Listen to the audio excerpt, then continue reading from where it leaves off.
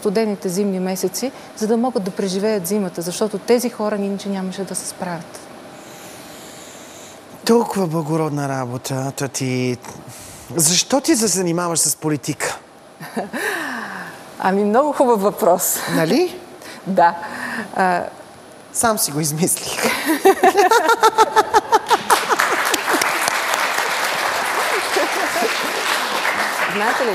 Знаеш ли, в тези години имах възможността да работя от една страна близо до проблемите на хората, но от друга страна да видя как се решават тези проблеми в другите европейски държави. Например, в Швейцария, там също има много възрастни хора, които живеят сами, имат население горе-долу като численост, като в България, имат планински регион, сериозно застъпен, имат всички тези предпоставки, които биха затруднили обгрижването на едни възрастни хора по домовете или по някакъв друг начин. Но те са намерили начин, чрез тяхната асоциация Шпитекс и създали са центрове за домашни грижи, с които помагат на хронично болни, на хора с трайни увреждания, на самотни, просто много възрастни хора, защото старостта не е болест, нали? Факт. Да могат да преживеят достойно своите старини. Това може да стане в България и аз го доказах с моя екип, който създаде 6 такива центъра в страната, в 6 областни града и ние се грижим за над 300 души, пълно безплатно, вече повече от 5 години, за да им оказваме именно медицинска и социална подкрепа. На базата на тази програма искахме да създадем национална политика в тази посока. Така че не само в тези 6 града, а да се осигурят средства, за да може във всички градове на България да има система, по която да се обгрижват тези възрастни хора и да не се чувстват толкова сами изолирани. Също така ние обучихме над 1000 души, активни доброволци, които, както така в програмите се пише бенефициенти, аз много мразя тази дума, но така се употребява на професионален език, от бенефициенти ние ги превърнахме в активни доброволци. Тоест, ние накарахме тези възрастни хора не просто да чакат и да получават от нас помощ, а как сами да си помогнат и как да могат да помогнат на други като тях, които са в по-тежко състояние. Тоест да се получи една вълна, като една снежна топка от доброволци, с които ние да повдигнем духа на хората, да ги накараме да спрат да се самосъжаляват, защото наистина с тези ниски пенсии, с това затруднено обслужване в здравеопазването, за социалните грижи, за какво ли не. Те не могат на практика почти нищо сами да свършат, ако не им се окаже поне мъничко подкрепа. Защото старите хора са като децата. Трябва мъничко да ги подпомогнеш, за да могат сами да продължат нататък.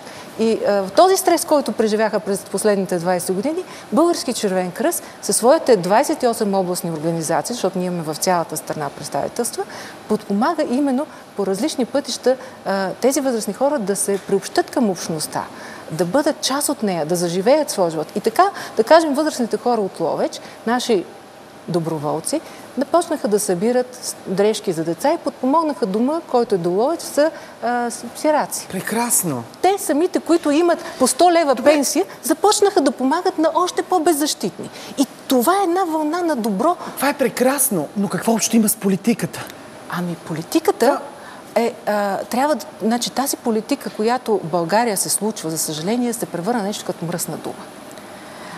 За съжаление. И това, което може добро да се направи, то може да се направи и с политически средства, защото Червения кръст е една неправителствена организация. Тя има ограничен периметър. Тя не може да замести функциите на държавата и не това е целта на занятието. Ние просто имаме аз имам желанието тези модели, които в Швейцария работят във всички градове, да дойдат и в България във всички градове. Да ти кажа, вашата предизборна кампания е така доста по-серд. Не говорите за старите хора, за малките деца, а се изправяте срещу корупцията. Ами да. То е в защита точно на тези уязвими хора. Защото корупцията какво се случва? Чрез корупция се крадат пари от фондове. Чрез корупция се крадат от държавния бюджет. Чрез корупция се краде от тези обществени публични средства, които са насочени, би трябвало да бъдат насочени към пенсии, към здравеопазване, към социални грижи. Ами има достатъчно данни и господин Янев направи достатъчно постъпки, за да изобличи хора, които са замесени в това. И вече от тук нататък компетентните органи трябва да си свършат работата, защото това не е работа на една политическа партия. Тя може да назове и да посочи проблема и да иска и да прави необходимите постъпки, за да го се реши този проблем. Но в крайна сметка има доста институции държавни, които трябва да защитат авторитета си и да върнат доверието на гражданите. Защото хората просто спряха да вярват на държавата. Кажи ми, моля те, за твоя шеф, за Яне Янев. Какъв лидер е? Толкова серд ли е наистина, както изглежда по телевизията? Кара се, са един сърдит? Като всеки един лидер трябва да има характер. Аз не мисля, че трябва да бъдеш мековат, мекошав. Затова той наистина успява с много воля и мъжество да отстоява тази твърда позиция срещу статуквото, срещу конформистите, срещу тези, които искат да наложат един облик на България, че извинявайте, но аз непрекъснато пак ще спомена, пътувам в европейските държави. Бях миналият месец в Брюксел на конгреса на Европейската платформа за възрастни работа с възрастни хора, където Български червен кръст е пълноправен член. И отново с особен срам трябваше да признае, че България е най-бързо изчезва. Българската нация е най-бързо изчезващата нация в Европейския съюз. Просто ние се топим. Че нашата пенсиите на нашите хора са най-ниски, че смъртността в България е най-висока, че заболеваемостта е изключително висока, че инвалидизацията е изключително висока. Разберете, това са все неща, с които просто аз като един човек, който има вътрешно себе си зареден с оптимизъм, на практика трябва да... изгуби. Дали? Да, то е така. Просто се загубваш в една негативна посока и срещу това трябва да се бориш твърдо. Не можеш да... Както прави Яне Янев. Да, не можеш да правиш компромис.